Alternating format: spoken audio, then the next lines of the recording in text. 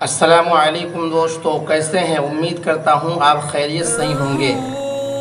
कुत्ते का गोश्त खाना ही हराम नहीं है, बल्कि हराम कमाई से बकरे का गोश्त खाना भी हराम है।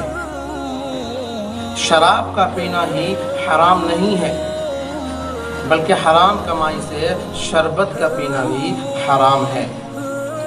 लोग डॉक्टर के कहने पर हलाल छोड़ देते हैं और अल्लाह के कहने पर हराम नहीं छोड़ते। दिल में बुग़्ज़, पेट में हराम और तवाफ पे तवाफ। दिल में बुग़्ज़, पेट में हराम और तवाफ पे तवाफ। काबा खुद चक्कर में है, ये लोग किस चक्कर में है? बात समझ में आई? ख्वाहिश को बेलगाम मत छोड़ो। ये बागी हो जाए तो फिर हराम हलाल जायज़ नाजायज़ कुछ भी नहीं देखती।